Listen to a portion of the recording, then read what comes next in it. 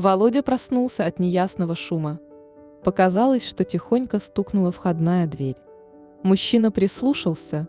В квартире царила тишина, только часы мерно отстукивали время. Владимир посмотрел на светящийся циферблат. 3:30 ночи. Да ну какая дверь? Наверное, показалось. Володя повернулся к жене и тут понял, что ее нет. Алиса. Он поднялся и прошел в детскую. Годовалые близнецы-сыновья спали в своих кроватках. В соседней комнате вздыхал и ворочался Иван, отец Алисы. И тут он увидел белевший на темной скатерти листок бумаги. «Володя, прости меня, но я полюбила другого. И уезжаю с ним. Вадим богатый, и мне с ним спокойно и хорошо. Мы вместе уже полгода. И только с ним я счастлива по-настоящему. Конечно, мои дети ему не нужны. Поэтому я оставляю их тебе. И вообще я устала жить с тобой. Устала от памперсов распашонок, вечных простуд мальчишек. Я уже стала забывать, что я молодая и красивая женщина. Ты превратил меня в какую-то тетку с вечно орущими детьми и половником в руках. Не хочу такую жизнь. Я достойна самого лучшего. И не ищи меня, я не вернусь. Отца оставляю тебе. Делай, что хочешь, но, надеюсь, позволишь ему дожить с вами. А может, ему в приюте и лучше будет. Решай сам. Алиса». Володя сначала не понял, что произошло, и еще раз перечитал письмо, медленно проговаривая каждое слово. И вдруг смысл написанного стал для него ясен. Жена сбежала от него среди ночи, ушла к любовнику. Оставила ему и детей, и своего отца. Володя громко рассмеялся, понимая всю нелепость, всю абсурдность ситуации. Потом всхлипнул и как-то странно застонал, почти завыл, чувствуя, как боль раздирает его душу. Спохватившись, он оделся и выбежал на улицу. Начинало светать, но город еще крепко спал, и только голые осенние ветки облетевших кленов качались на ветру. Собираясь с мыслями и желая остудить разгоряченную голову, Володя обошел свой квартал, потом медленно, словно нехотя, вернулся домой. Надо было учиться жить заново, в новой реальности, которая вот так внезапно обрушилась на него этой неприглядной ноябрьской ночью. Когда отец Алисы узнал о случившемся, он побледнел и схватился за сердце. Испугавшись, Володя усадил его в кресло. «Ну что вы, Иван Алексеевич, не надо так. Она сделала свой выбор, и нам остается только смириться с ним. Прости меня, сынок, прости, Володенька», задыхаясь, рыдал старик, словно не слыша слов зятя. Но сколько бы ни было у человека слез, когда-нибудь они заканчиваются, и Иван, спрятав обиду на дочь глубоко внутри, стал по мере сил помогать Володе управляться с детьми. Первые полгода показались обоим мужчинам бесконечными. Володя торопился на работу и бегом бежал обратно, потому что просто боялся оставлять старого и малых наедине друг с другом. Тем более, что Иван Алексеевич после поступка дочери сдал лет на 10. А еще Володя чувствовал, как старику стыдно перед ним, и пытался хоть как-то успокоить его, говорил, что он ни в чем не виноват, но легче от этого не становилось. «Эх, Алиса, дочка», — говорил в пустоту Иван, когда оставался один. «Что-то упустили мы с Татьяной, когда воспитывали тебя. Хорошо, хоть мать не узнала, какой ты стала, что натворила. Эх ты бессовестная». Да, Алиса росла избалованной девочкой. Она была поздним ребенком, и мать с отцом души в ней не чаяли, холили и лелеяли как могли. Когда ей пришло время поступать в школу, Иван и Татьяна решили переехать в город и там снимать жилье, а свой деревенский домик оставить под присмотром соседей. Девочке в городе понравилось. Она была красивой, пользовалась вниманием мальчишек и видела, с каким восхищением смотрят на нее взрослые, умиляясь ее пухлыми щечками с ямочками и небесно-голубыми глазами. И она очень быстро почувствовала вкус хорошей жизни. В ее классе были дети из богатых семей, и девочка завидовала их достатку, а когда подросла, стала покупать модный журнал и мечтать о жизни, которая дразнила ее с глянцевых картинок. Заневестившись, Алиса встречалась то с одним мажором, то с другим, но им быстро надоедала эта простушка, и они бросали ее, оставляя на ее сердце не только глубокие шрамы, но и дорогие подарки, украшения, одежду, косметику. Родители, уже вернувшиеся в свой деревенский дом, не узнавали своей дочери, она совсем не думала о них, заботясь только о себе. «Откуда у тебя все это?» – спрашивали они свою дочь, увидев ее в новой блузке или с красивой сумочкой, которую они ей не покупали. Друзья подарили. А что мне отказываться надо было? Да оно копейки стоит. Ну хотите, выброшу. Ну ладно, не обижайся, носи, тебе идет. Только пообещай, что больше не будешь ничего принимать от своих друзей, просили родители, даже не представляя, сколько стоит эта сумка и блузка. Однажды 19-летняя Алиса познакомилась с Петром, приезжим бизнесменом, и очень быстро закрутила с ним роман. Он водил ее в дорогие рестораны и клубы, а ночи она проводила с ним в лучшей гостинице города. Но не прошло и 3 недель, как красивая жизнь Алисы закончилась. Она забеременела, и Петр, испугавшись ответственности, оставил ей денег на аборт и сбежал. Наревевшись, Алиса сходила к врачу, а потом на оставшиеся деньги поехала к морю, надеясь на курорте развеять свою печаль. Там она и встретила Володю. Он отдыхал с друзьями и единственный был без пары. Заметив одинокую грустную девушку, он познакомился с ней, и вскоре она вошла в их компанию, быстро став для всех своей. Потому никто не удивился, когда после отдыха Володя сделал девушке предложение и увез в свой город. Вскоре умерла мать Алисы, и Иван остался один. Какое-то время он жил в своем стареньком деревенском домике, но потом Володя настоял, чтобы он переехал к ним. Тем более, что Алиса забеременела, и ей было тяжело постоянно навещать старика. «Боже мой, Марина!» – жаловалась Алиса подруге. «Представляешь же, опять залет. Ну что же это такое? Я просто не успеваю жить». «Да ты что? Дети – это же счастье!» «Да о чем ты говоришь? Какое там счастье? Сколько лет можно просто из жизни вычеркнуть? Блин, что за напасть такая?» Когда же Алиса узнала, что ждет двойню, даже расплакалась, и Володя принялся утешать ее. Говорил, что он всегда будет рядом, и она может во всем на него рассчитывать. Девушка вздохнула, ну хоть с этим ей повезло. Когда родились мальчишки, Володя был счастлив без меры, и только поведение Алисы тревожило его. Она неохотно занималась сыновьями, часто и подолгу плакала, жаловалась на жизнь. «Давай ей отдохнуть», — говорили друзья. «Пусть пройдется по магазинам, в кафешке посидит, в кино сходит». «Я не против», — вздыхал Володя. «Но ей не угодишь.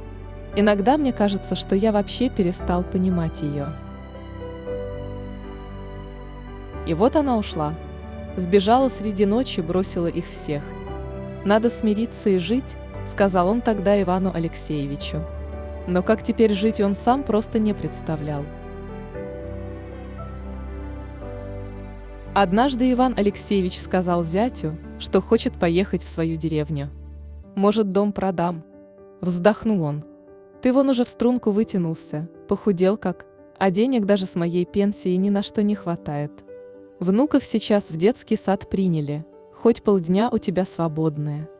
Поеду я, Володя». «Да что вы, зачем? Как я вас одного отпущу? Давайте дождемся выходных и все вместе поедем. Ну-ну, не переживай. Я ведь хоть и старый, но не немощный. Как-нибудь доберусь, ты не волнуйся». «Нет, Иван Алексеевич, вы меня дождитесь, я сам вас отвезу, если хотите ехать. И вообще давайте это все обсудим, когда я вернусь с работы». С работы Володя не вернулся. В его старенькую десятку влетел джип, и Володю с переломами и без сознания отвезли в больницу. Едва он пришел в себя, как стал метаться на кровати. «Сыновья мои, тесть-старик, они одни остались, как же так? Как он с ними справится? Они же такие маленькие. Боже мой, что делать? Что делать?» А Иван Алексеевич, узнав о беде с зятем, забрал обоих внуков из садика и поехал с ними в свою деревню. Ему нужны были деньги, чтобы вылечить Володю. Дорога с малышами показалась Ивану бесконечной. Электричка утомила их, и остаток пути от станции до деревни он решил проехать на такси. Когда машина подошла к дому, старик вздохнул с облегчением. Мишутка засыпал, а Сашок капризничал и мешал брату. Да и следовало их давно покормить. «Ох ты, батюшки Голчата, вы мои! Вот уж беда мне с вами!» приговаривал он, с трудом удерживая за руку рыдающего Сашу. Миша тихо плакал, прижимаясь к деду. А он торопливо открывал калитку, чтобы быстрее войти в дом и хоть что-то приготовить малышам поесть. Вдруг Иван настороженно замер, в доме явно кто-то был. Старик осмотрелся. Везде идеальный порядок, а из кухни слышались звуки гремящей посуды. «Эй, кто тут?» — крикнул Иван от двери и через секунду увидел перед собой смущенную молодую женщину. «Здравствуйте», — сказала она. «Простите, пожалуйста, вы, наверное, хозяин дома. А я Даша. Можно Дарья? Я сейчас уйду, вы не сердитесь. Мне негде было жить, а ваш дом пустовал. Я спросила у соседей, а они сказали, что вы уехали навсегда. Я с прошлой зимы тут у вас живу», — торопливо и виновато объясняла она. «Вы не подумайте, я не воровка и ничего не украла». Женщина глубоко вздохнула и заплакала. «Вот так новости», — проговорил старик. «Не ожидал, честно. Но смотрю, порядок у тебя тут. А куда же ты пойдешь?» «Не знаю. Мне некуда идти». «Ладно, Даша. Меня Иваном зовут. Вот что, помоги-ка мне с этими архаровцами», — вымотали они меня. «Как? Вы один с ними приехали? Да они же крошечки совсем. Устал очень. Беда у нас в семье, Даша. И Голчат этих оставить не с кем. Мать у них сбежала с полюбовников, отец в больнице лежит, в аварию попал. Я и приехал сюда в надежде дом продать, да зятю помочь. А внучат оставить не с кем. Вот и пришлось с собой взять. Всю дорогу они капризничали. Есть хотят. Ой, так проходите на кухню. У меня борщ свежий, котлетки, молочко. Можно кашку сварить?» Даша ловко приняла у старика малышей, усадила за стол и Ивана. Пока он ел, накормила мальчишек, а потом сама уложила их спать. Старик только к небу глаза поднял, благодарил за такую помощницу. А наевшись и напившись чаю, прилег на диван и сам уснул. Сколько Иван спал, он не знал, но проснулся, когда солнце было уже высоко. Даша играла во дворе с мальчишками и улыбнулась старику. «Я уже волноваться начала. Ну как вы? Выспались? Это что же? Я весь вечер и всю ночь проспал. Вот это да! Умотали меня детушки. Как мне вас благодарить, Дашенька?» — спросил он, разглядывая сытые и довольные лица внуков. «Ну что вы? Это я вам должна.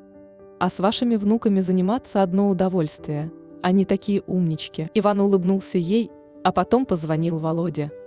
«Как ты, сынок?» «Иван Алексеевич, ну что же вы? Я тут с ума от беспокойства схожу. Дозвониться вам не могу. Как вы?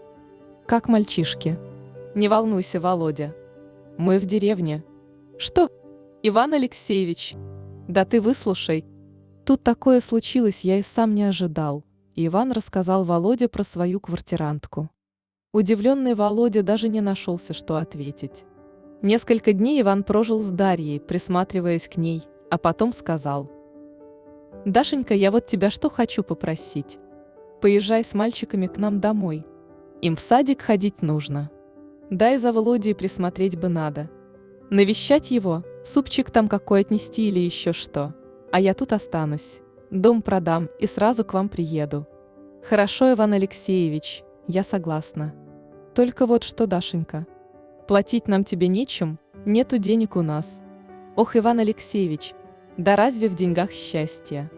Я помогу вам просто так, от души, да еще за то, что столько времени вашим домом пользовалась.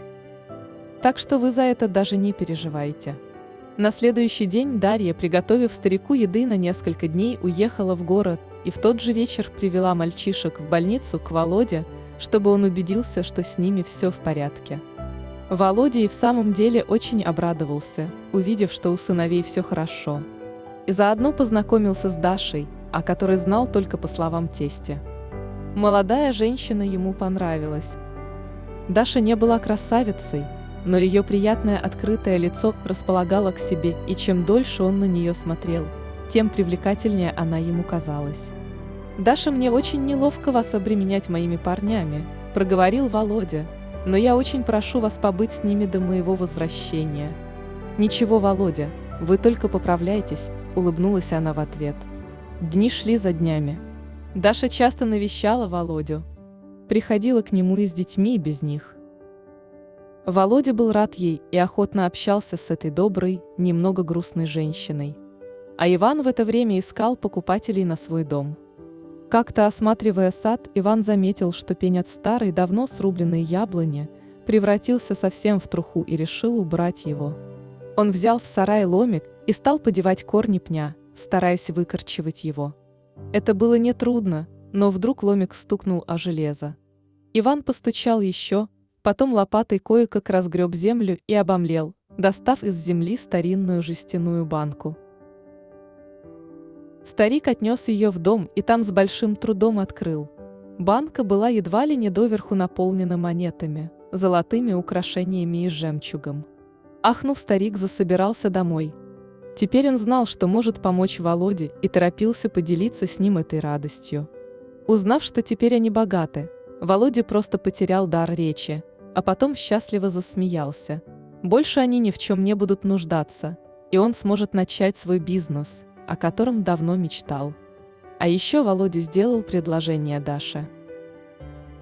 «Даша, это звучит нелепо, пока я на больничной койке, но меня уже скоро выпишут. К счастью, я не сильно пострадал и легко вернусь к привычной жизни.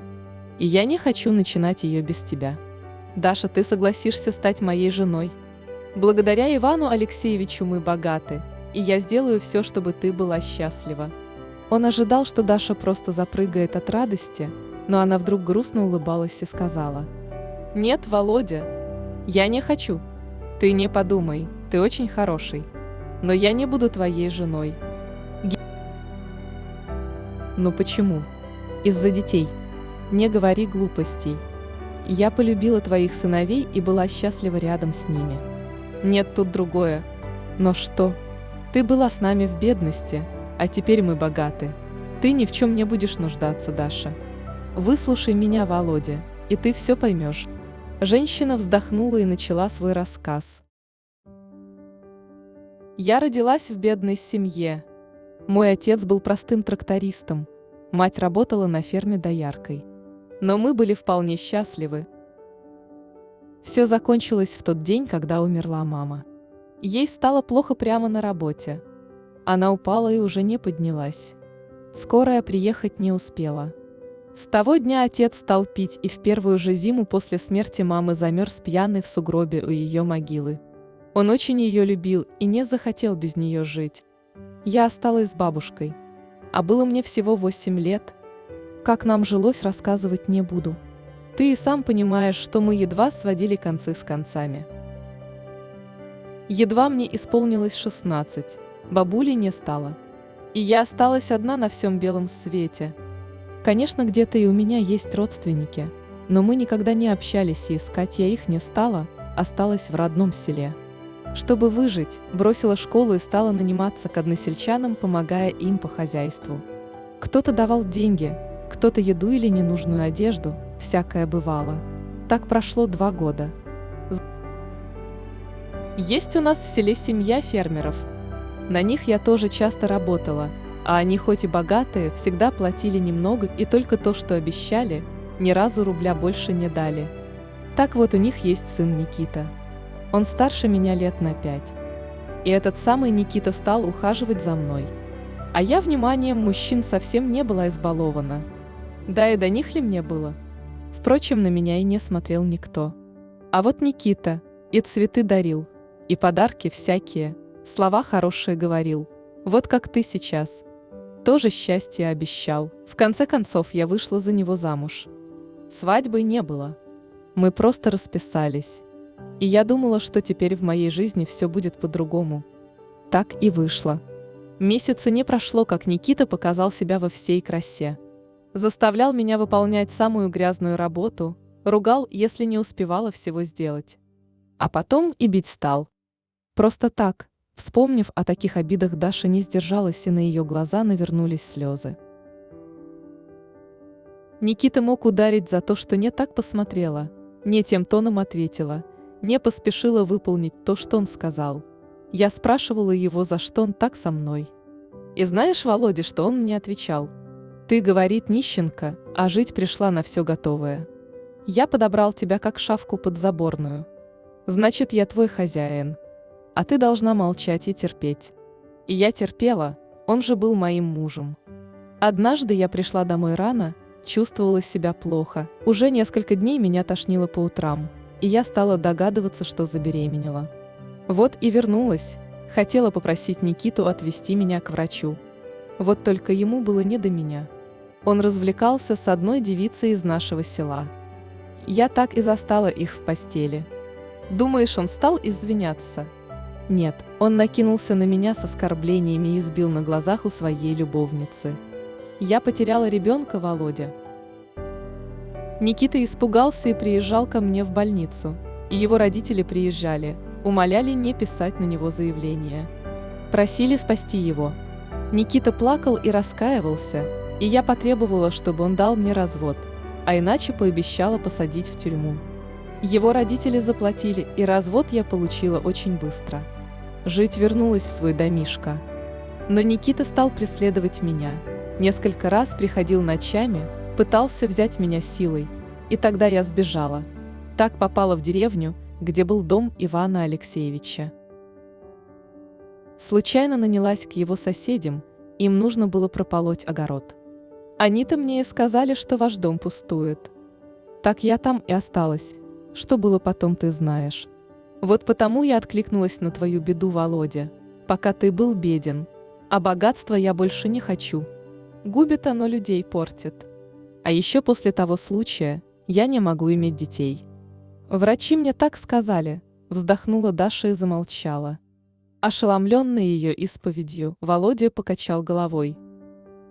Если бы я мог, я встал бы перед тобой на колени, Дашенька.